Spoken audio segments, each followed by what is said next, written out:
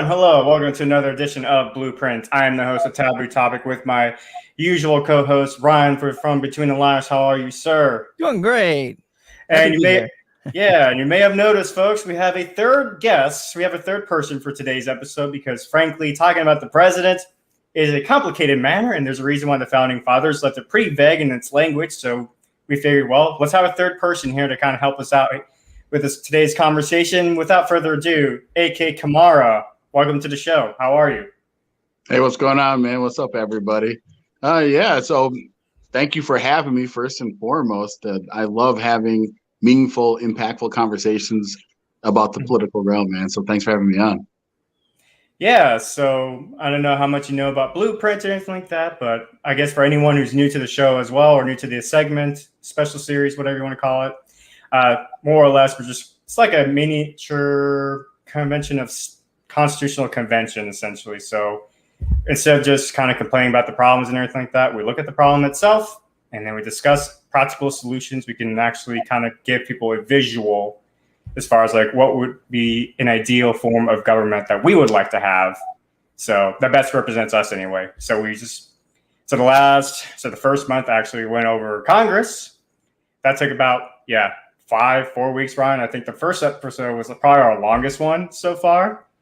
And then we just finished up the judicial branch. And so the judicial branch only took us 2 weeks because Ryan and I pretty much agreed on pretty much just leaving the judicial branch alone as far as at the federal level. Leave it as is with the left appointments. The only thing we added was really, if Ryan can recall, was the fact that we just decided that there needs to be a constitutional amendment to protect the continuity of having 9 justices at the Supreme Court to avoid a scenario of court packing. So, Ryan, does that pretty much sum it up? Yeah, dude, hit it right on the head. Like you said, didn't change a whole lot there. Yeah, but with today's conversation, we're actually going to go ahead and talk about the executive branch, more specifically the president, which, let's be honest, America, next to Congress, is probably like the most highest disapproval ratings. Next to Congress is the president himself. We can argue whether the validity of the polls, whether between Donald Trump and Joe Biden, is legitimate or not. But as far as right now, the last 2 presidents, especially, I don't think a single president from either one of those have even broke like 55% approval rating since Obama, and like in the early 2010s when he first got into office, they got like a high approval rating. So, but that didn't last. So let's go ahead and talk about quickly our sentiments with the presidents and everything like that. And I'll start off with our guest, A.K. Kamar. Like, what are your personal sentiments about how our current president system is running right now? Yeah, so I think that the executive office has way too much power. The precedent of using executive order from what I believe its intentions were to where we are now. Basically, if the president feels that there's something that they can't get through congressional approval, or they think it will take too long, they just start writing executive orders. And if you kind of look back through history, right, starting kind of with President Bush, Clinton wrote a decent amount of executive orders as well, but Bush kind of like took it to a whole new level. It's continued to just scale up and up and up.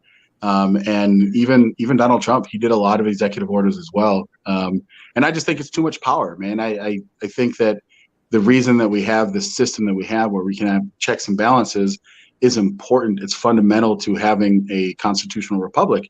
And right now, there's just been so much abuse, and you can't point fingers at any one person. You really can't. It's that the way that the system doesn't really have any guardrails. And that's what the issue is, in my opinion. And I just think it's a bad form of government in which an executive can unilaterally just write insane types of policies that have financial impacts across the board. And that's what's been happening.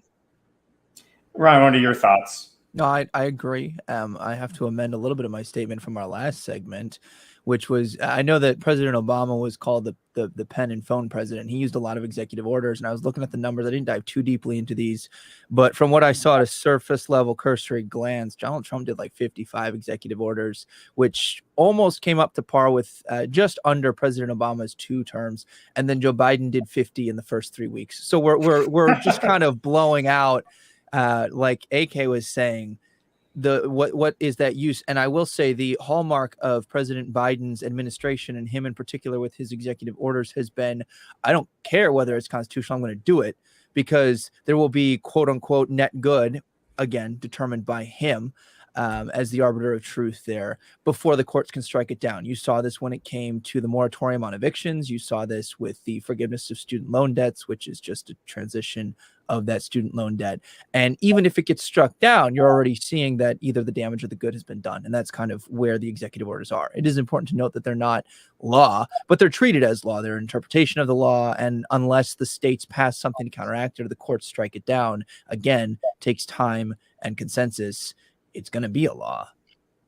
Now, why do you guys think the founding fathers left the original language in the Constitution to be so vague when it came to the powers of the presidency?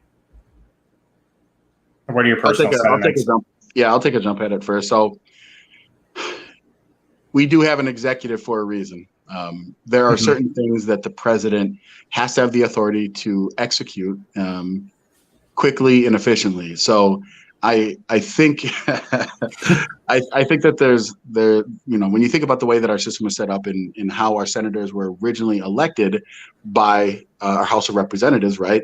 Instead of each individual state, I think that there was a greater idea that there'd be more check and also more back and forth between executive, legislative branches.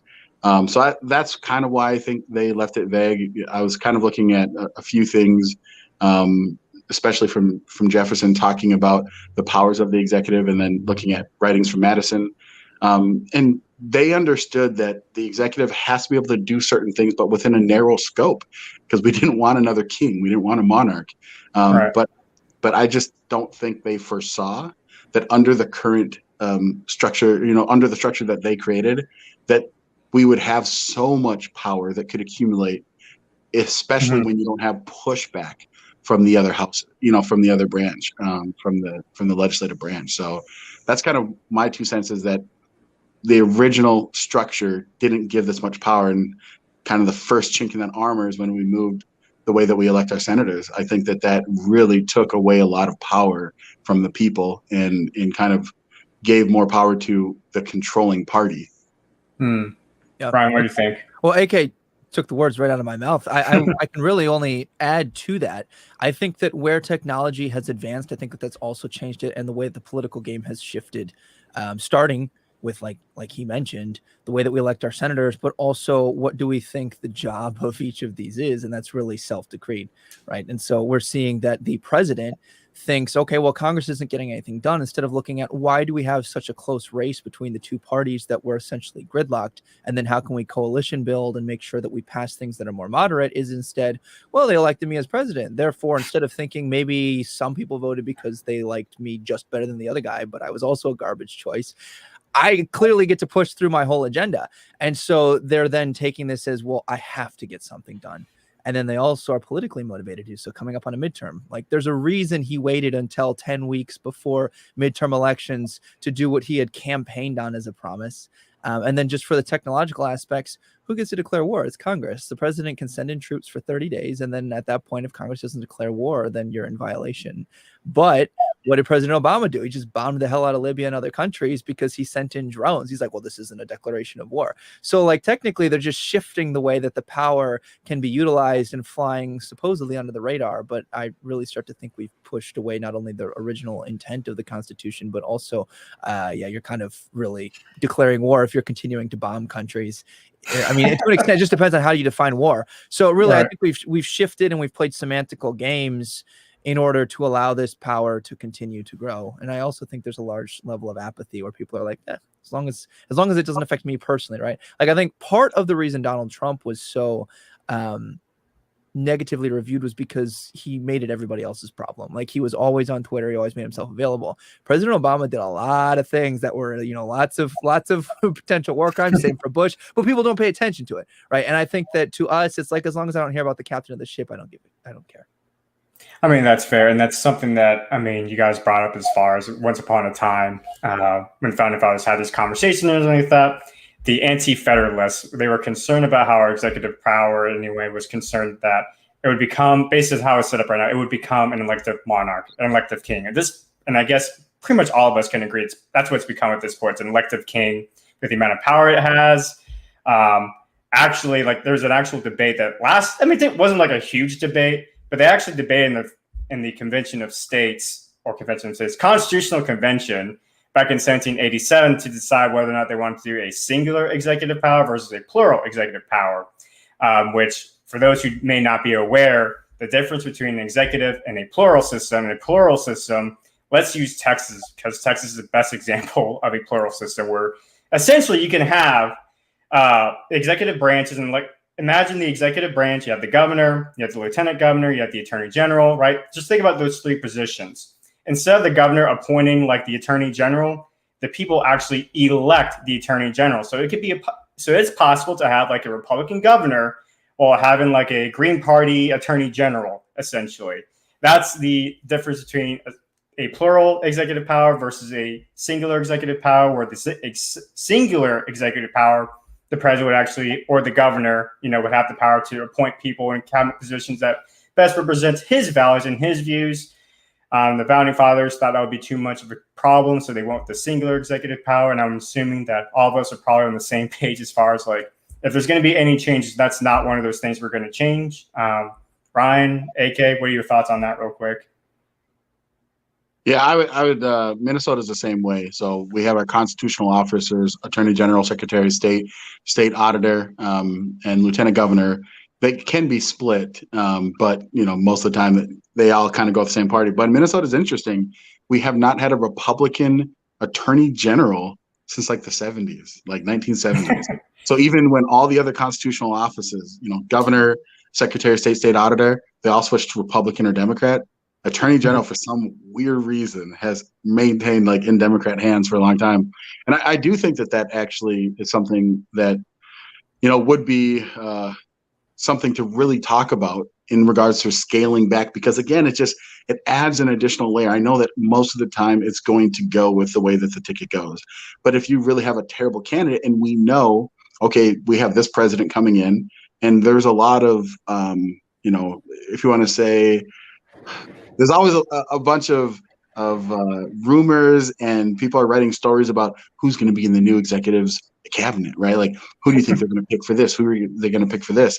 And it'd be nice to know, like, hey, this is exactly who they're going to pick, and you have to vote on them. Like, how awesome would that be?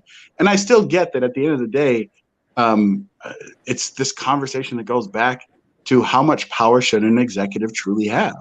And I just think that we're at a point where our executive branch 100% has too much power that is unchecked. Even just kind of a little bit of a side tangent, there was news about Trump saying that, if he decides to run and if he gets elected, that he's going to do the Schedule F, right? That all of these federal employees can be on the chopping block so he can get rid of them. And people lose their mind. And to me, that is just kind of a small way of taking a chink out of the bureaucracy of these unelected people that have so much power that, again, tie back to the executive branch, right. And little things like that. So I don't like having unchecked power, man. And our executive branch is so strong. So would you be in favor then of doing something like a plural system at the federal level then, it sounds Absolutely. At the federal level would be amazing, man. It would be interesting. Awesome. What do you think, Ryan? So I would be, it would depend on the specifics, but I agree with AK that there is too much power. And to me, my perspective on government is the smaller the better, and the less they can get done, the better. I think that you should have more sweeping legislation, quote unquote sweeping, at the local level, right? I think that California needs to let Tennessee do their thing and vice versa. Like, there's a reason, when you have 330 million people that, we don't all agree, obviously, and it goes regionally, because what happens in Minnesota, I didn't realize this till I moved there for my grad program for a while there, but like Minnesota is way more like the South than Illinois is, or Chicago is, but then also the outskirts of Illinois is a lot more like those two, or Wisconsin than that, right? So like it really goes more by it's really split more by, are you in the city, or are you in the country, are you farmland, are you white collar, than it is, these ideas. But I feel okay, that's taking us too far off a tangent. Sorry. So I think that the pluralistic system would better represent that to an extent. But I also see how, like, there are cabinet members that shouldn't be party based, right? Like, it's kind of like we've talked before, how, like, a sheriff shouldn't be like Republican, Democrat, but yet they do. And like, your ideas tend to kind of split based off of party lines. And I would hate to see those cabinet members be, up for voting and then campaigning as hard with the parties as they would be. But I also sit here thinking, man, this system is a flaming dumpster. So like, how much worse could that possibly make it? And I was talking to Ken a little bit about this beforehand. There's a book called Team of Rivals. I haven't read about it, but like we just discussed the premise of the book in one of my classes at one point. But the premise of the book, I was talking about how Abraham Lincoln wound up having his political rivals in his cabinet on purpose. And the idea there was that if I've got these people who are my political rivals right there, number one, I've made them a part of the team. You've kind of made them like, I guess you call them like bedfellows, right? Like people that you might not agree with, but you can try to make progress with. But also, it creates a level of transparency to where he has to perform to a higher level so that they don't call him out, and vice versa. So I think that there is a lot of utility for that. So I see pros and cons. I would be open to a pluralistic system with maybe some specific guidelines, which I would love to talk about later on in this segment. But I'm open. I'll put it as that. I'm open. I've been open to it as well. I guess my only concern is like when we think about like why we had the constitutional amendment to make sure like the vice president and the president were on the same ticket. It was because when John Adams and Thomas Jefferson were, they were in office together, there was like a lot of friction because they had two different political ideologies. And so they decided it'd be a lot easier if they had the same ticket, same vision. And so for me, anyway, what I would be concerned with the pluralistic system, if we just decide to start electing cabinet members, is that let's say we do have a scenario where we elect an FBI agent who's a libertarian, but Joe Biden is a Democrat. I mean, if they both have like different ideologies and everything like that, and they both have like different ideas how the government system should function, could that create more dysfunction, I guess, and more bureaucracy? Now, you could make the argument as far as, well, with a libertarian, you probably wouldn't have the FBI going after raiding Donald Trump's home, probably most likely, with the libertarian FBI director being elected into office. And that would have create that sense of accountability in the system. But let's go ahead and go for let's say the energy department. Let's say Donald Trump were in office and there was a Democrat running the energy department, or a Green Party member running the energy department. Would we want to have that friction? What if the cabinet member in that position actually was more detrimental wanted to come up with policies that are more detrimental to the American public, and Donald Trump didn't have any power because essentially that cabinet member has just as much power as the president at that point. So that would be my only concern. So I would probably maybe compromise to something like, if they were all on the ticket, start including it. So if we're going to elect a president, let the president actually have like other people along with the VP on the ticket, so people know what they're voting for. At least that'd be like my compromise to like not going fully into a pluralistic system, but at least if people have an idea like what kind of policies are going to be voting in, they can do research on the cabinet members of the president that's on that ticket as well, that's going with the president into office.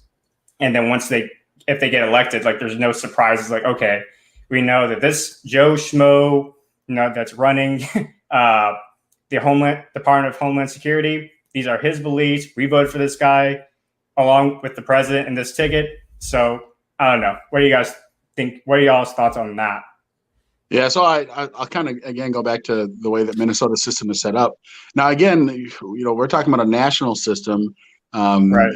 And then the conversation starts to stray into how much power do we think the federal government should have? And right. I'm of the mind that I think way less power than it has right now. I think the things that it does, that it should do, that are constitutionally mandated that they should do well. But there's so many things that the federal government has, and people, especially nowadays, when you have conversations, the idea of having states have power scares people. They're like, wait, what do you mean? Yeah. And I'm like, some people don't even comprehend that different states have different laws. And sometimes people say, well, why is it that this is a law here and not here? I'm like, because that's what people wanted in that state. And they're like, well, that should just be all federal. I'm like, see, this is the path we go down, where it's you got this one singular voice. To go to the point, though, to the question, in Minnesota, again, we have an attorney general that has been opposite the party because it's been a Democrat the entire time, and we've had we've had two Republican governors in that large span of time, and things still got done, right? Like the Attorney General's office didn't fall apart because we had Republican Tim Pawlenty, and then we had Secretary of State and State Auditor that were also Republican, and then we had a Democrat that was Attorney General. Things still worked, and so I would just push back and say I like the idea of making sure that the executive branch even has checks in itself. And I think that is a good thing. And I also think we have too many cabinets.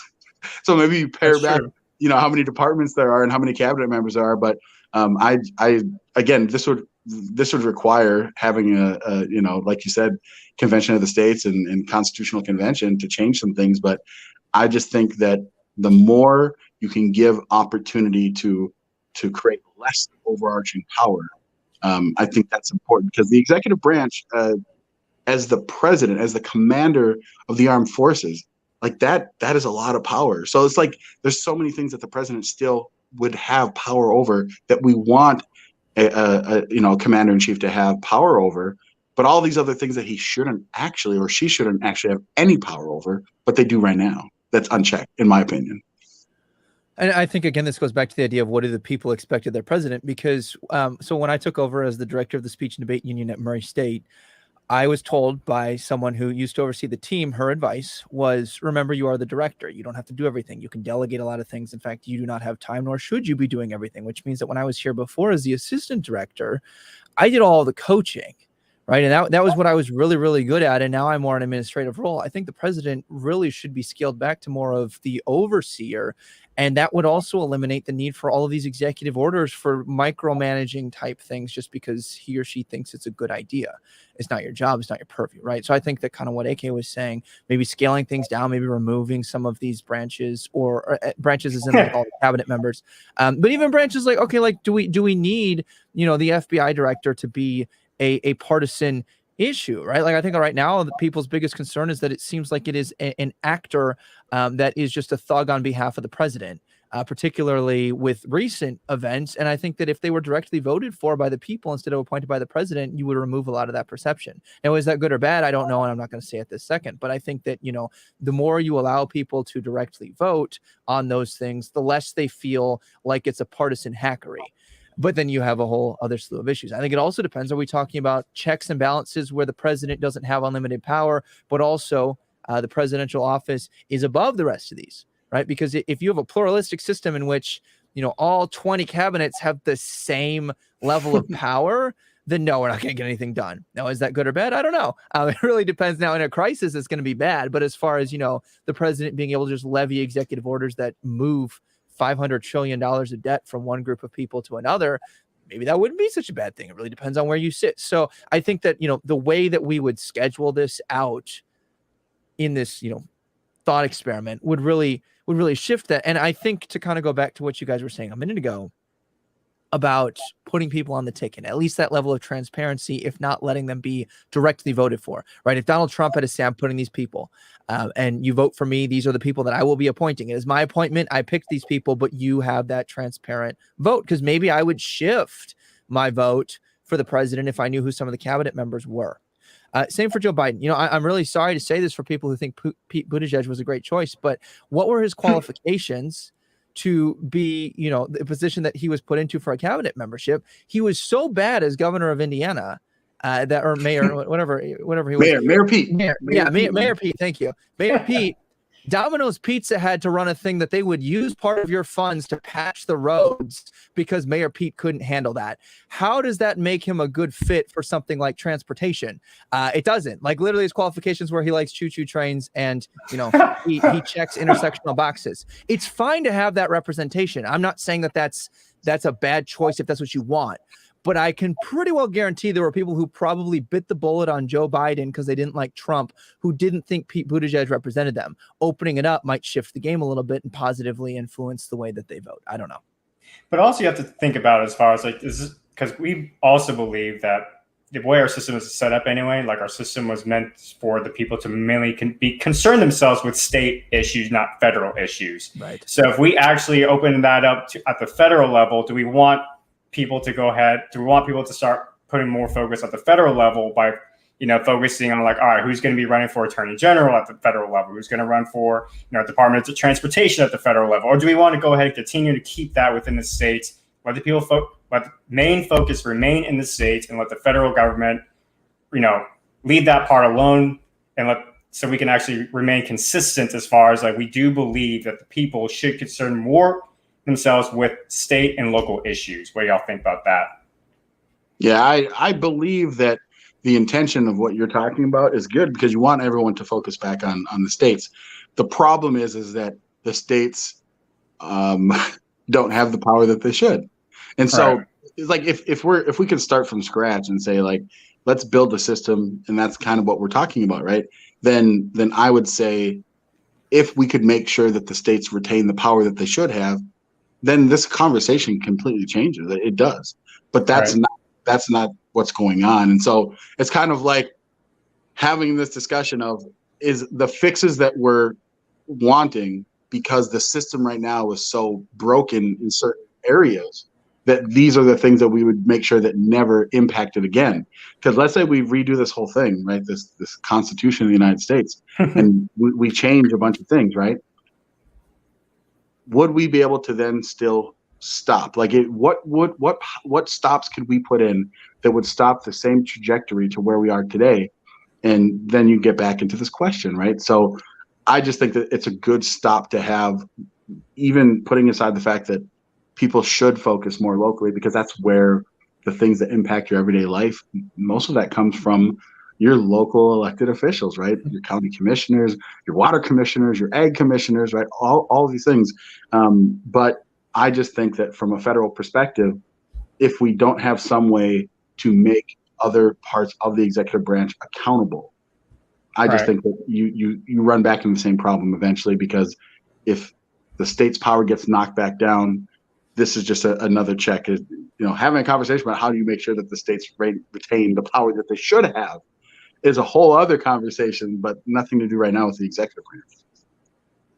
Right. What if we propose some kind of a way to split the ticket? So, for example, Donald Trump had to put out his cabinet picks, Joe Biden had to put out his cabinet picks, and then you had the ability to vote as a whole ticket or not. Right. And so that way, all right, I like these people together, but you know what? It'd be great to have some diversity. Or literally, let's say that someone liked Joe Biden for president out of the options, but didn't like Joe Biden's cabinet picks. So then they voted for those on the Republican ticket just because they didn't want the agenda to go as far as it would if it was a straight ticket. Like, that is a legitimate political strategy to split up the ticket just to try and create more gridlocks because you're not in favor of the main ticket that you'd usually go for's agenda. And maybe giving them the option to do that as a check on the federal power, not to necessarily completely rein in and say all of these 20 cabinet members hold the same power as the president, but to divide it up a little bit more so that they could be a little bit of a check and provide that option. I don't know. I might be in favor of something like that. So it sounds like a hybrid version of the current system, but like mixing in that plural system. Is that what you're suggesting?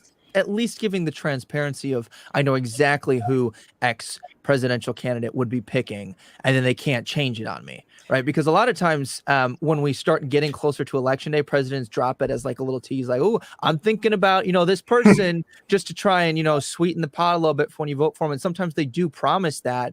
But I think that like actually making it a guarantee they cannot change their pick might create a level of transparency that would balance out the people concerning themselves more with state issues, but also being aware of what they're voting for on the federal level that their state people might have to do battle with down the road.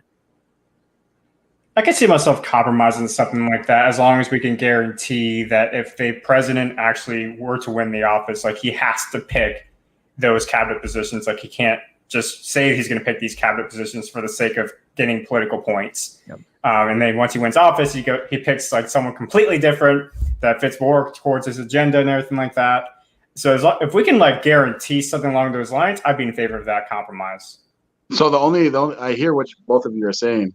The only thing that we haven't talked about is, let's say that we adopt this system where you name the people without changing the way, like basically the confirmation process of the Senate. that's why, like, when I'm suggesting when it comes to the pluralist system is that the Senate doesn't confirm at that point because the people are electing those positions. But in both of the conversations that we had about the other, what do you do about the Senate confirmation process? Because you could announce all the people that you want, or are you saying that when elected, because this is the pick, that's kind of like a secondary, like, approval, I guess, of that cabinet member? Is that what both of you kind of in this system would look like? To me, yes. I think you raised a very good point. The Senate does have to confirm. That is exactly why the president can't just say this is who I'm going to do. But again, in most instances, it's a formality, right? In the same way that it was also in most instances supposed to be the same formality for confirming Supreme Court justices. And yet we know that there's instances where that doesn't happen. And there is a real strategy where you put enough of the opposite party in the Senate, they don't confirm it.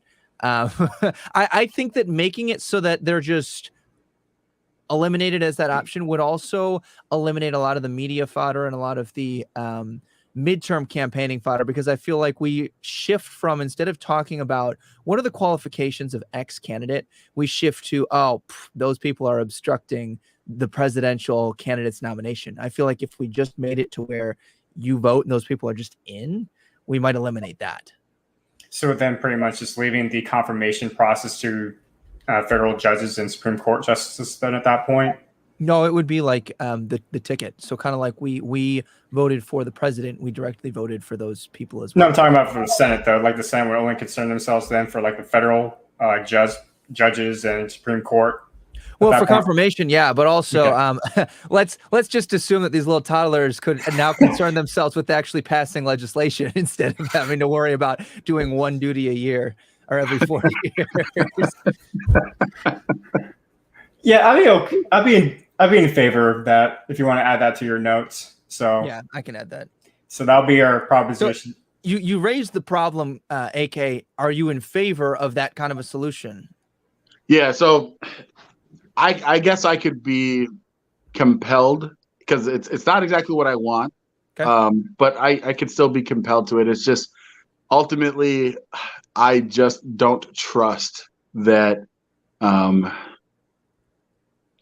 not having enough power rescinded from that federal from the federal branch, especially from the president's office. I don't know if that's going to solve the problems that we have, but at least it's a step better than what we have right now. So I would agree. Try it out and let's see what happens. Well, okay, so we're dreaming here, right? We're not. We can nuke the system and start over how we want to in this thought experiment. What would be your ideal? Because I'm not wedded to this idea. Mm-hmm. This is the best that I have in my mind right now. What would be your ideal? Yeah. So again, my ideal would be that each of the cabinet members that exist, right, that they would be elected. Maybe we do it like 6 months after the general election, right? Which is a whole other question. People are like, oh, you're doing too much, versus having it all in one general election. But my idea would be you have each of these cabinet members be elected, and they have scope, right? So if you're the attorney general, right, there is a scope of what are the defined current powers that the attorney general has, because that exists right now, right? It's just now you have the ability to elect from a national perspective. That's kind of what I'm saying, is that I would like to see a system like that. If we're wiping the slate clean, and I'm not concerned that it neuters the power of the commander-in-chief, the president, because the president has very specific roles in what they do. Right? They're still the commander of the military, right? They still have all the Joint Chiefs of Staff. They still have the ability to veto. They have all of these other powers and duties for sure, but they are neutered on all these other specific aspects of it. So that would be what it would look like for me. And we could talk about the logistics of making that happen. I know some people probably would say, well, now you're going to empower a whole other apparatus, and because you have to have more people on the ballot, right? There's more names, there's more disclosures, there's all these different things. How do you handle all of this? It's just, to me, the trade-off is, if we can't fundamentally change, like if we could get rid of electing our senators, then I actually would be in favor of your guys' system, right? Well, the thing is, So I was gonna say, like, Ryan and I have actually already agreed, like, when we were going over with Congress, that when it comes to the senator portion, like, it was going to go back to state legislators appointee already. Yeah. Okay. So we basically reversed the 17th Amendment to where you're going to directly elect all of your state representatives, but the U.S. Senate will now be appointed by your congressional legislators. Yep. So that's already been in place. So, so now that you know that. Yeah, if I would know that, shut up. Well, and your proposal doesn't sound like it's at odds with what I said, right? Like we both said, let's have these elected. We might tweak the time frame. I'm open to that. And then also, well, we'll just kick this down the road after because we've got things after executive branch. We can talk about things like the different cabinets and the different, three-letter mafia pieces like the FBI and the CIA and things like that, and kind of reining in kind of their unsupervised powers that they currently have. So it sounded like that was more your issue, if I understood correctly, is that these cabinet members get to concern themselves with things that maybe they shouldn't be outside the scope of their duties. Right, because the power of the presidency is so unchecked. And so it would just kind of add this additional layer where it's not just yes men for the president, which it's the funniest thing to me. The funniest thing in the world is that Biden will go out there and he'll explain, it's very important that we keep these things separated. We have no idea what the Department of Justice is doing. I'm like, oh, okay, sure. You have no idea. Like the Department of Justice on major issues is not consulting with the White House. Like there's no way that you really think that people believe that. I would believe it if they were completely separated and there was a larger distinction, or embrace it and say, yes, I do know this. But like to take this, I don't know, it's outside of my power. It's silly to me. Well, and just to kind of illustrate some of the problems there, let's not touch the FBI or the CIA at the moment, because the argument can be made, oh, maybe we need this for national security, blah, blah, blah. Let's talk about the EPA, Environmental Protection Agency. That person is appointed by the president. And then what they've done is we recently had the Supreme Court say the EPA doesn't get to just completely destroy businesses and say you need to reach X net zero level when it comes to carbon emissions. That's not within your purview. And that's the president not doing an executive order, but executively appointing to then go and do the bidding of that person, right? And so if we opened that up to be a position that's elected, we could stop that. Then what happens is Congress, on a whole nother problematic level, circumvents this, not by saying that, let's craft this legislation. They just say, well, the EPA does get to do this. But they didn't pass it with the filibuster proof majority that was actually required. And so like there's a lot of things that we've been pointing out as issues that circle back, and it almost converges at the issue of the president is either trying to get these things through by executively appointing, and then has the yes men in the Senate just appointing these people and confirming them, or he's passing things through actual executive order, such as we saw with the moratorium on evictions and then the student loan crisis. So it boils back down, from what I'm seeing, back to the executive and what they choose to do as far as executive orders. So when it comes to Ryan's proposal and everything like that, we're okay with the idea, because if we go with this compromise, essentially, that would basically be okay with the idea of like certain cabinet position members, if they're on the ticket, they would have the power to go ahead and basically campaign on behalf of the president and vice versa. Are we okay with that? Yeah. I like AK's idea of doing it after, because here's the deal.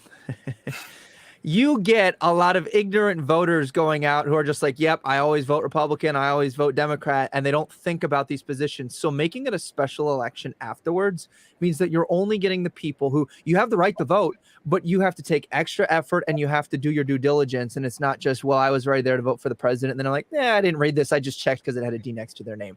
I actually really like the proposal of doing those at a later time, because I think it fixes that issue. Yeah, I could see myself coming around to that. One thing that Ryan did bring up as far as executive powers, executive action, that's actually another topic I want to touch on in this episode, because that's something that we have also seen an increase of power since really George Washington. George Washington, when he first started off the executive branch and everything like that, he just really did to establish cabinet members so he can have like advisors to help him out how to run the country at that point. But ever since then, we've seen an increase in power. And if the founding fathers were alive today and they saw how things were being run now, they would probably be petrified by the fact that it's pretty much becoming like the monarch. Part of the issues, it used to be like to where when the executive actions were written by the president, it used to be like an enforcement of an already existing law. But then it got to a point where they got the gridlock between Congress, they got impatient with it. And so they took advantage of the vagueness of the language in the executive branch in that section of the Constitution. And so they started basically like DACA, right, with Obama when he was in office. And, the Republicans and Democrats, there was that gridlock. They couldn't pass like any immigration reform. So President Obama decided to go ahead and literally with a whip of a pen say, this is law. DACA, children who've been here, who came here illegal as kids and everything like that, they have the right to stay, etc. And Trump tried to reverse, and that's one thing as well. That's also another flaw when it came to the current powers of the executive. When it comes to executive action, it can lead to a game of ping pong. There's no checks and balances to ensure, like, let's say, when Trump writes these executive actions and then President Biden comes in, he can just undo everything that Trump did from the previous presidency, from the previous administration.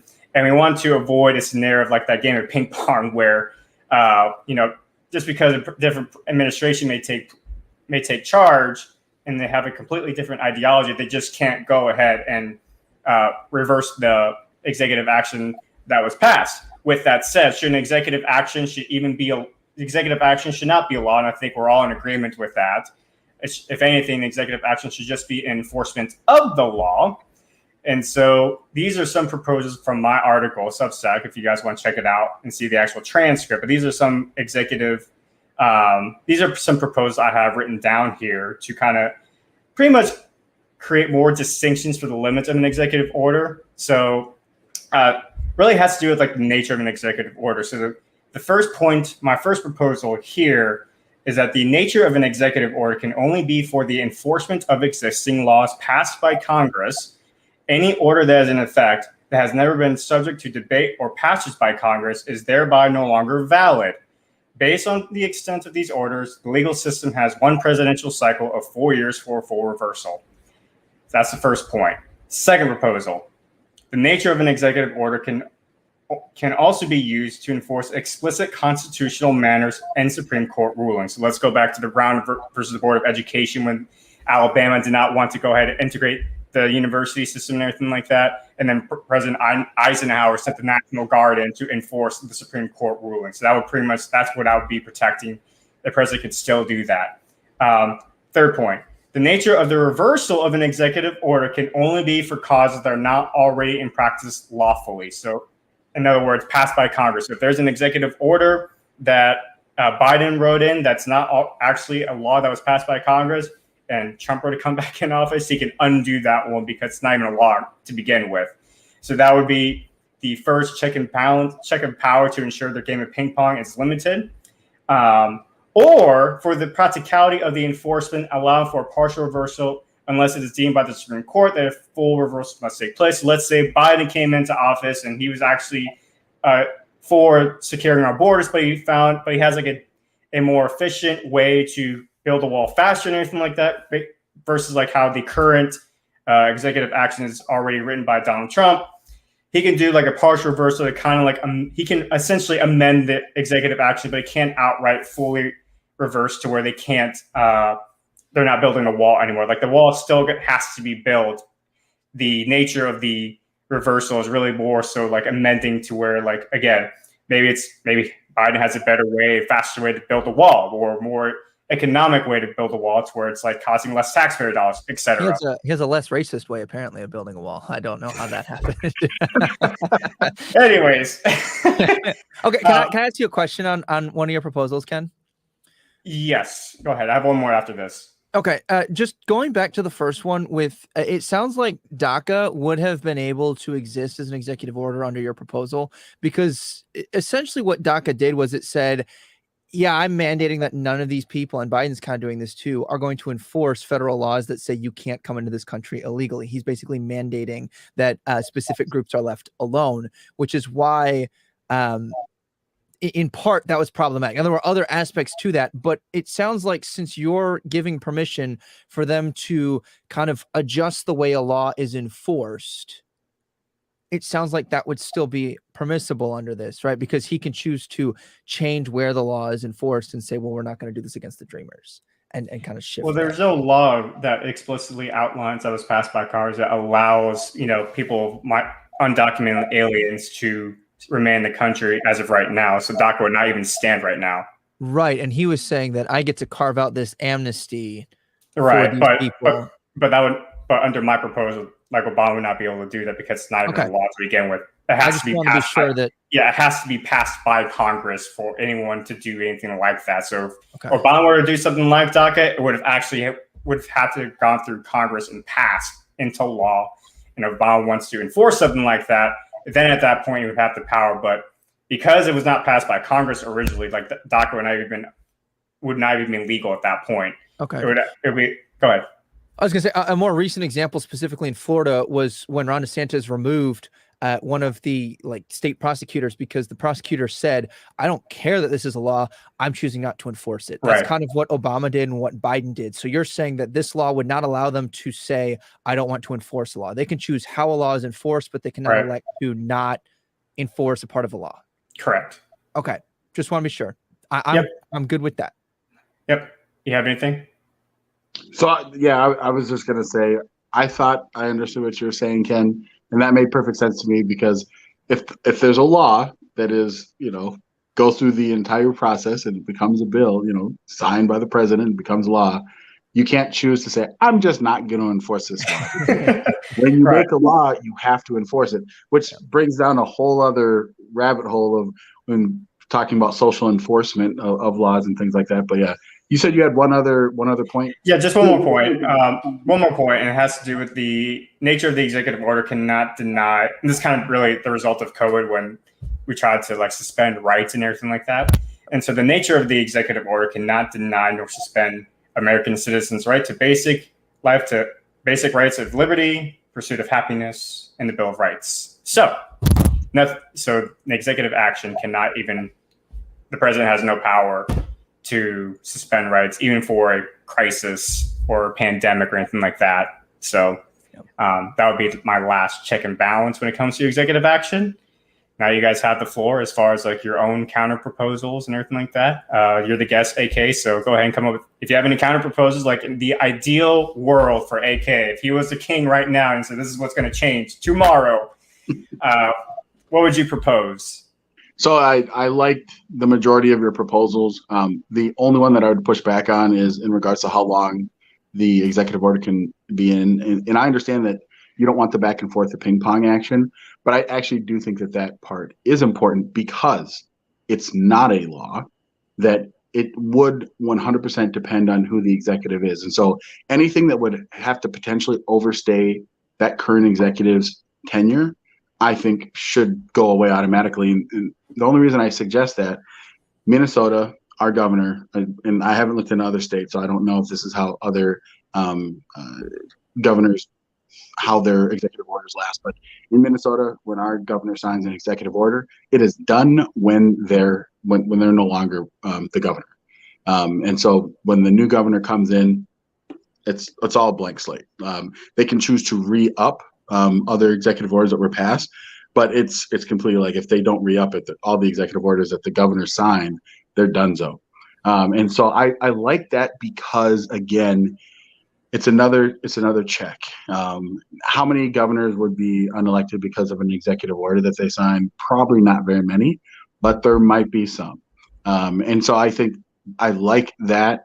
All the other aspects I think are important that you mentioned. One, do they currently fit the scope of what the current law is? You should not be, executive order is meant to just clarify things, right?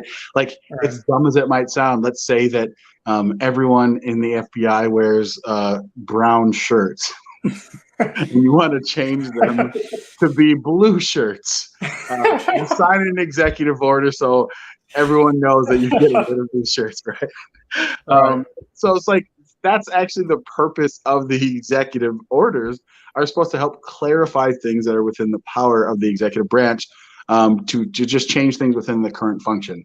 What it's turned into is like, oh yes, we are going to enforce this law, or we're not going to enforce law. We're going to allocate money to be spent from this part of the discretionary budget to this, like all of these crazy things that the current executive. But all of the points that you brought up, I am 100% down with, except like I said, I don't care about the back and forth, the ping pong, because I think it should be that way. I think that we should expect that when our executive changes, because there are term limits, like it shouldn't extend beyond that. And there might be some craziness and overturn for sure, but I'm okay with that because if you're going to be so ambitious as to make an executive order that should extend beyond your term, you probably should make that executive order, right?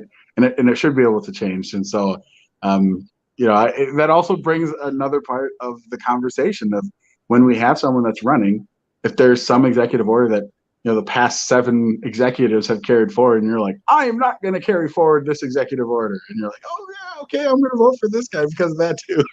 But yeah, I like your proposals. I think they're laid out very well. And I don't have actually any additions because I think you've hit everything that mattered to me about what the current executives do. What do you think, Ron? I agree. I like your proposals. One of my biggest concerns with executive orders, aside from like the broad overreach that they can have, is that it allows for what might be considered a benevolent dictator, although I don't think that most of the time it's benevolent. I think they think they're benevolent, right? Because Joe Biden, with a strike of a pen, has decided to shift people's loans. It's not to say that I don't think that there's a loan crisis. It's not that I don't think that there's like issues that exist. Right.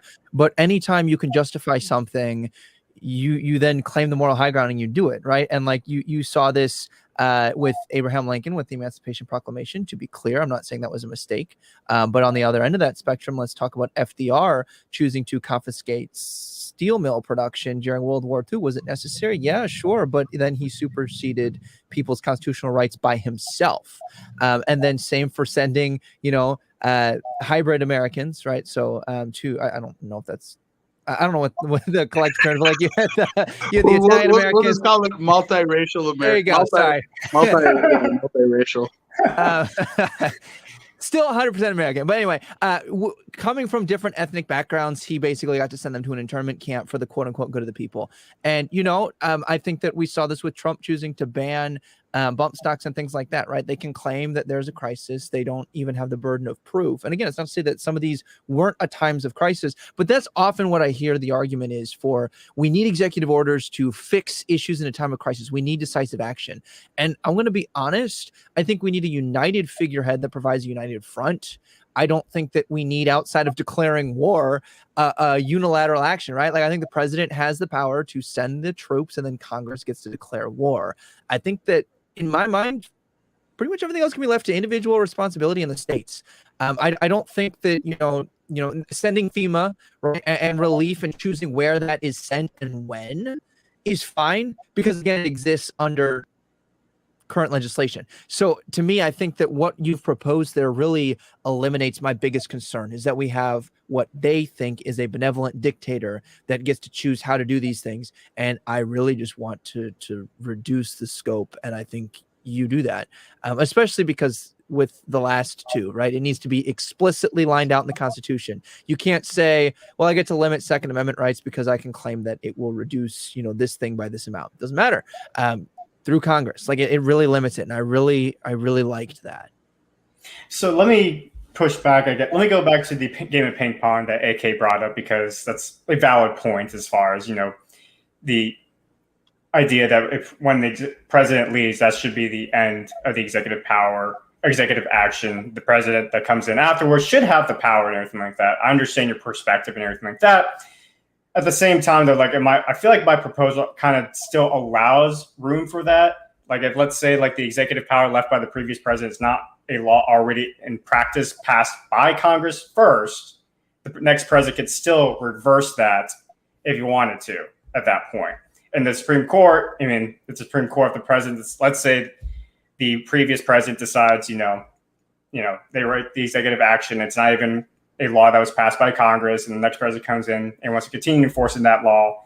That's not even a law to begin with. It can either go back to the judicial branch for the Supreme Court to strike down, or it can be left to the voters, right? The voters have the power to see, as you mentioned, as far as like there's been 7 different presidents that like enforces, executive action for the last 20 so years, and it's not even a law that was passed by Congress to begin with. Let's get a president that's actually, campaigning on actually reversing this executive action, that because it's not even a law. So I feel like it does kind of boil back down to personal responsibility. And again, I think my proposal does still allow room for that reversal in case it's just they can't reverse an executive action that's already passed by Congress, if that makes sense. Oh, okay. So maybe I missed that part. So can you give me an example? And I know I'm throwing you on the spot. Is there an example of an executive order that you could use this definition with, that this was, even hypothetical example too, it doesn't have to be real world, to kind of explain your point a little bit better? I mean, DACA, right? DACA is a classic example where it was not the parameters that Obama set up. It's not even an actual existing law that was passed by Congress to begin with. And then Trump trying to reverse it, but the Supreme Court said you could not reverse that. And it's not even to say the Supreme Court didn't even get into like the constitutionality of DACA for that matter. But with my proposal anyway, like it would allow Trump to constitutionally reverse DACA essentially because it's not an existing law already, if that makes sense. Sure. No, I guess I'll clarify. In regards to the ping pong, can you give me a hypothetical of this is an executive order? Like the Keystone Pipeline, when President Trump signed that when he was in office, and Biden, one of the first things he did was he reversed the Keystone Pipeline executive action that Trump did. And the American people, that's something they like. And that's something that was passed by Congress originally, if I'm not mistaken. And so that's one of those things where it's an enforcement of a law already. But because there's no checks and balances with president, as far as like what a president can do as far as reversal of an executive order, Biden was able to reverse it. And now look at our gas prices. So that's the example I can give you, to as far as like a game of ping pong, where Sure. If we had like Trump come back in office, now we're going to, he's probably going to reinstill that enforcement of law when it comes to the Keystone Pipeline. Yeah. And then do we want to risk that chance? Like if we have another Democrat win office after Trump, do we want to risk that chance of, they believe that climate change is a crisis and they reverse the Keystone Pipeline again, and we see another $4 gallon gas prices again? I personally don't want to go through that. That's just me. Ryan, you had something to say? Well, I had a clarification question. So if I'm understanding your proposal correctly, Trump would be allowed to pass the executive order to expedite the Keystone Pipeline for whatever reason, right? Like we need more gas, we want to be more energy independent, but because let's say, and I don't know the specifics, but let's just assume that it was passed under Congress, et cetera. Right. He can pass things to tweak it. Biden would not be able to reverse it because because presumably Trump did it correctly under the law.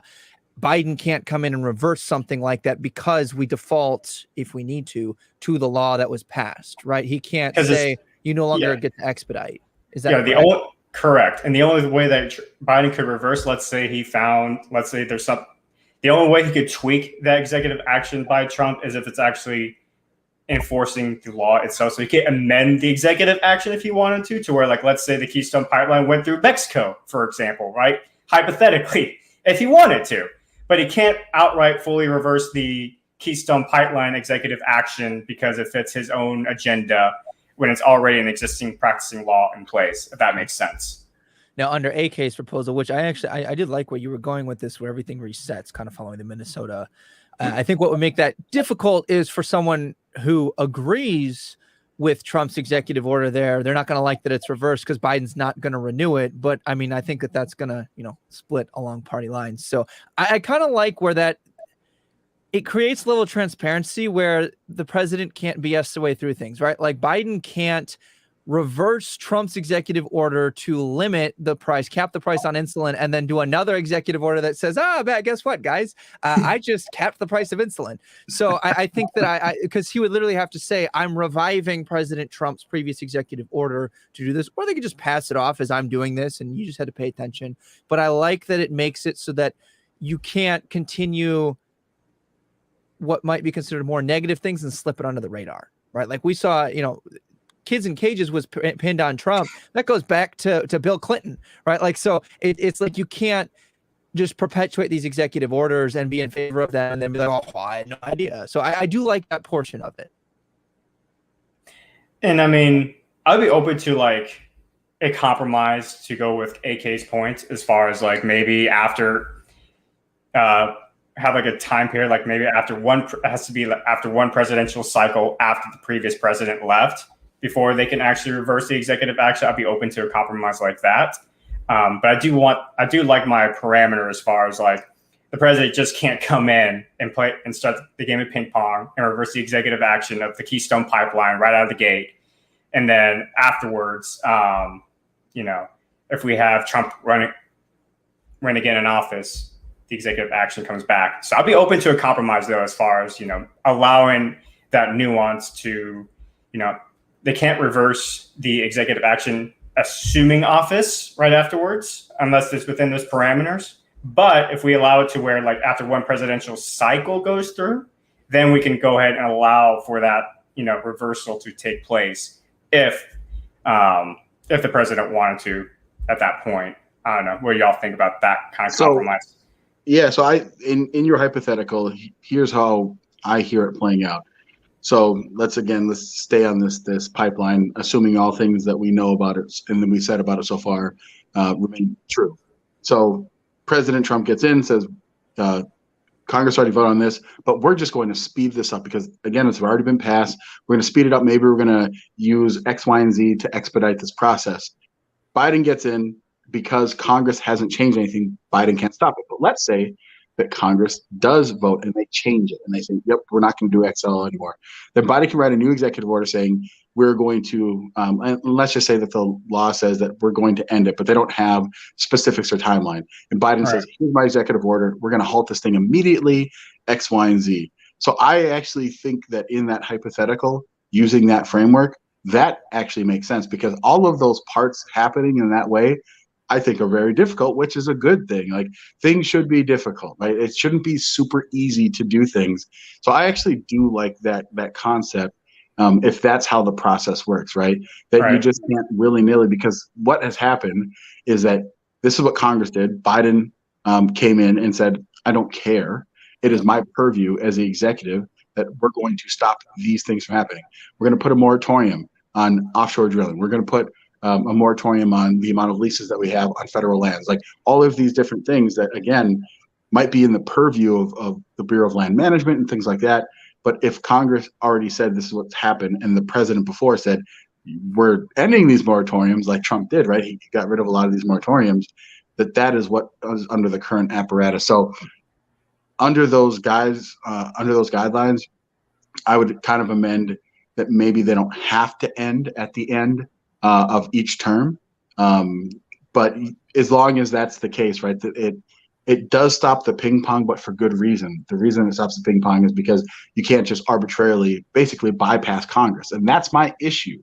100% with executive order is that you are bypassing the will of the people. You are bypassing because when an executive, you could say, well, the president gets elected, so whatever the president wants is what the will of the people is. And that's just fortunately, that's not supposed to be true because we don't elect a king dictator for, even if it's, you say, well, there's a term limit, so they can only be king for 8 years. We don't want a king for 6 days, for 6 hours, for 6 minutes. We never want a king. And so that's always been my issue. So I think that actually would work out still. And that clarification of what the ping ponging looks like, I think is a fair reason, because it's kind of like you can't just arbitrarily for no reason stop something that's in motion because you think it's politically advantageous to you. Mm-hmm.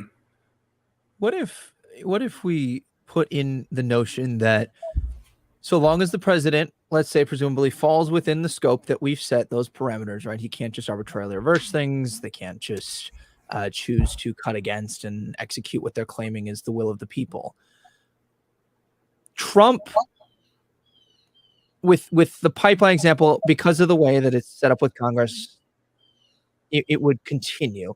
What if we added a proposal to where Congress, because Trump worked within his confines in that instance, it's going to carry out as an executive order. You can even say it just goes into effect immediately. But then, and what if we went with AK's suggestion that it dies at the end of the presidency, assuming Congress doesn't pick it up, but we give Congress the option to where they actually have to call for a vote on whether or not to adopt the president's executive order as a part of the law. It would almost be like an amendment to the law that they passed. And it can be after a specific amount of time to see whether or not it works. But then if it continues, it's now made it even harder for the next president to try and reverse something. I like that law. I like that. I think that's a good proposal for sure, because it basically says, here's our original law. This is something that the executive said, and because that executive no longer has power to do it, is this just another way that we can make the bill, if the will of the people, like, because you're going to be like, yeah, we're going to vote on this, and the people are like, this is garbage, and they're blowing up the hotlines and the switchboard and saying, don't do this. Yeah, I like that, man. That's a good proposal, Ryan. Could you dumb it down for me? Because I kind of went over my head, right? Sure. Okay, so I got that Florida education. Let's stick with the Keystone Pipeline. So okay, Congress said pipeline is happening.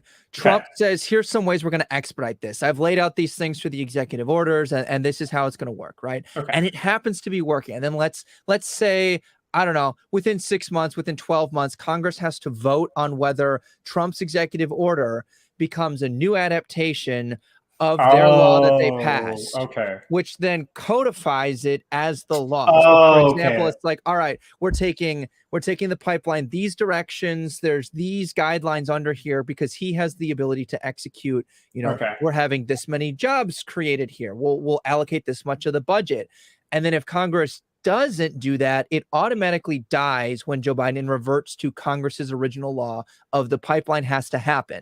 Joe Biden can then say, I'm not giving you any more budget. But if Congress really liked, after the 6 to 12 months, they let it play out, we really like the budget President Trump put towards us, we really like the direction that he made the pipeline go, we're calling for a vote in the Senate and the House to see if this becomes the law.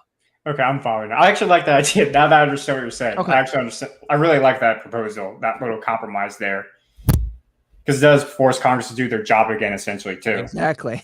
Yeah, that's the whole thing. Congress should do their job, and the president has been doing these things. And so, like, that Supreme Court ruling that you talked about, Ryan, with the EPA, really, when you look at what the opinion is, it's like this has become an apparatus in which if the president feels that they don't, it's not even do they have the votes, because I think they do have the votes to get through these things, but they don't want to be held accountable for the damage that it does. So it's like it goes through this mystical process, and some bureaucrat that is unelected, you can blame and say, I see the EPA, they did this thing, but it's not our fault. It's the EPA that did it. They're just trying to do this.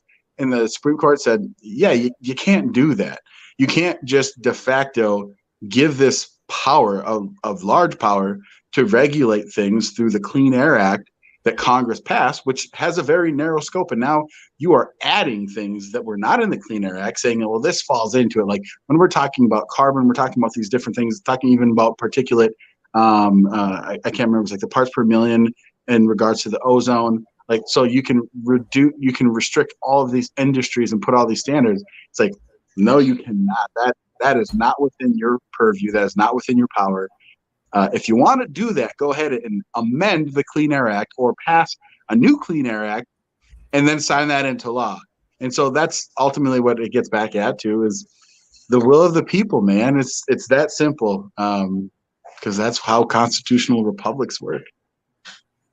Yeah, I mean, you got me. You sold me on your amendment there, Ryan. So I like that parameter as far as make it pretty much forcing Congress to do their job again. And especially since we already repealed the 17th Amendment in our hypothetical scenario and everything like that, like, the people actually have a even bigger voice now when it comes to the executive powers, as far as, whether or not we want to continue this executive action that President Trump, set out for us. That's enforcement of law. Do we want this to actually be amended in the already existing law? Do we want to codify it? Or let's say the people decide no. I mean, the state, at that point, is an indirect voice of the people. Congress does their job again. And then it also reinforces our reversal of the 17th Amendment, going back down to people should care more about their local politics that happen like every 2 years, so that they're not waiting until the 4th year rolls around when the president's in office to try and fix all this stuff, because Congress can be the check on the president that it always has been and should continue to be. And then at the local level, they vote to appoint those checks and balances, which then allow to play out every 4 years. So it lets you have more of a cycle instead of this mad rush every, presidential cycle and a half. Yeah, I would agree with that. And so I think that's like our biggest quarrel, I guess, when it came to the nature of the reversal of the executive action, unless anyone else has anything they want to add to these proposals or push back on. No, that's kind of where my hang up was. And I think Ryan had a brilliant amendment here to it. Thank you. Yeah. I think my concern, no issue with what we've talked about, but the amount of time it takes for the Supreme Court to strike something down that is as unconstitutional as we know it to be, right? Like we're setting more parameters on what is and what is not constitutional for executive orders. But what happens when we still have someone like Biden who exists here, who's like, I don't care, it's going to happen. Like what can we do without violating the Constitution or, all the freedoms that we enjoy? What can we do to make sure that that doesn't just become the way we operate, where the president just says, I'm going to do it anyway, catch up? I mean, we could do what we did with Congress, as far as if they fail to do something, or if they pass a law that the Supreme Court deemed unconstitutional, they'd be on the grounds for impeachment, automatic impeachment. We could do the same thing with president if we want. That would keep the president. I like that. No, I like that. And AK, just so you know, what we did was if New York senators pass a law like they did with the Bruin decision that the Supreme Court struck down, every one of those senators who voted for that, what is deemed unconstitutional, they are up for a direct recall by the people of their state. That's awesome. The state, that's a very weighty issue. Yeah, like so if we do that with the president, if the president, then it would be a U.S. Referendum, and 3/4 of the people would have to vote to impeach him. Then, and that removes it from Congress being too cushy with them, and so it's immediately, if they get 3/4 vote, yes, we want this person impeached, then they're removed from office. And actually, I personally like adding that over to the executive. Yeah, I mean, or we can make it to where like it's an automatic recall for the whole nation to for the people to vote on again. As far as like, do we want to keep this guy around who's trying to violate constitutional rights? I mean, I wouldn't be opposed to that either. What do you think? And again, he gets. Yeah, no, I think I think it's a great idea, because again, the whole point of anything about our country is that we do. It's not that we're a democracy, right? We have democratic institutions. It's that we have a constitution, and the Constitution is the representative will of the people, and so that's really what matters, man. Like as long as we continue to empower people, but you set up a framework that the mob doesn't just take over, and it's a very specific process. Like, hey, you did this. This was unconstitutional. The people should have a voice into saying, do they really want to have this? Because like you said, right now, what President Biden does is he knows that most likely these things will be blocked by federal judges, but he doesn't care, because he'll say, here's my executive order. I know that it probably is not going to hold up. It's going to be blocked by a court, but until it is, whatever, just like with the moratoriums, right? Like he's like, I don't care. I'm going to extend this. Yep, it might be blocked by a judge, but then if that gets blocked, I'm just going to do a new executive order, and then it's going to take 6 months for it to get, through the whole process, and that should have consequences. You can't just perpetually do that. It's like, well, no, the judge blocked it or dismissed it, and we take it to the next level. We talk about the Supreme Court is saying it's unconstitutional. There should be consequences to doing things just to basically game the system, because that's not the way that our republic should be set up. It's just push as hard as you want, because we know it's going to take a while to get things through. That's an abuse of the system. Yes, absolutely. So just to equip the states and the people with power, what do you think about this then? It does not have to go to the Supreme Court to be reviewed. There needs to be some kind of a process, but let's say this. Let's say we get more liberal justices who are not going to strike down Biden's thing as unconstitutional, and they just say, you know what, the good of the people, we think that this is in the best interest. Then what if we do the 3/4 of the states can call a constitutional convention? If they get 3/4 of those states that call that convention to call for an impeachment, then it automatically goes to a referendum or a recall instead of requiring the Supreme Court to be the only trigger. And it can go either through the Supreme Court and then it's an automatic potential recall, or however many states you want. I'm just thinking 3/4 would be a hefty majority that are like, this is not okay.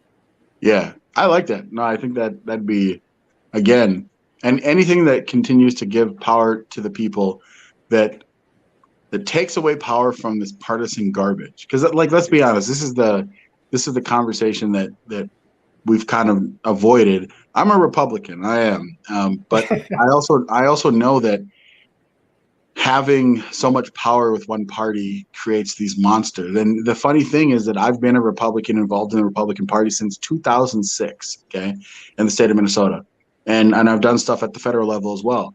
To see the amount of turnover that there has been of people that were ardent Republicans, and I literally was asking myself this the other day.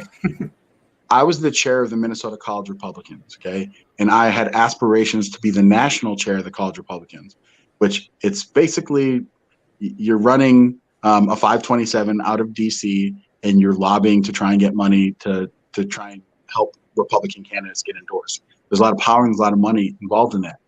There's so many people that I know right now that were involved in that party, that were involved in that power apparatus, that are Democrats now. And I ask myself why, right? And it can't just be, because you're young and stupid. I mean, I would have passionate conversations with these people about their ideology. What dawned on me is that it was about power. When these people saw that they were losing power, they just glommed onto the next place that they thought the power would be. And so when the establishment changes hands and it goes from this group, this family, to this group, this family, when there's no place to go, they just abandon and jump to the next place that they think someone will give them power. And that's the problem with our political system right now, is that with having these two party structures, there's actually like so many little mini parties that are organized within it. And anything that can, again, get rid of that, and what you're talking about, Ryan, and you've talked about, Ken, is that you are able to get past that. I mean, parties are going to still exist, but it gives the power back again to the people, and you can make those pleas at a local level. And that's, to me, the most important part of any of these conversations about how you kind of get this thing that's going down this terrible track, which we've been on, and saying, how can we fix it? Yeah, I would agree with that. I mean, the 3/4 would be like 38 states out of 50, right? Yeah. Yeah. So I mean, Like we're already within grasp of getting the 3/4 of states to go for a constitutional convention or convention of states. So I mean, it would be a good check and balance in power, and it gives back power to the people. So, and it forced the president to actually like make sure he walks a fine line as well, as far as like he's not just going to start write executive orders and ignore existing laws, or as you were talking about earlier, as far as, I'm going to go ahead and do this executive memorandum anyway, even though I know it's going to be blocked by the federal court. And so that definitely would at least put it in the conscience of the president anyway. And that's what we also want. We want to put in the conscience of Congress to do the right thing. And we also want to put in the conscience of the president to do the right thing, where it's just no longer about power grab or, shoving down a specific agenda that gives them more power, but it's actually trying to represent the people and actually protecting our rights and liberties at the end of the day. So that would be like my last soapbox for now. Anyone else? No, I'm good. All right. Good too. AK, you want to go ahead and give your plugs for the show for our audiences to follow you? Yeah, so I do a lot of stuff on TikTok. It's a little bit, we have a tenuous relationship right now, TikTok and I. I had a 3-day ban because, unfortunately, on TikTok, if someone mass reports you, they just go through your videos and they just click. It basically logs it. And so, long story short, follow me on TikTok, but be aware that, I could get another ban and, my whole thing gets taken down. So also follow me on my other socials. The best way to find me, though, is go to my Linktree. It's Linktree and then /AK Kamara, exactly how my name is, AKKAMARA. And that will connect you with all of my different socials. And that's the best way to find me. I got a new podcast I'm going to be launching. It's going to be called Black and Blue with AK and Jai, October 1st.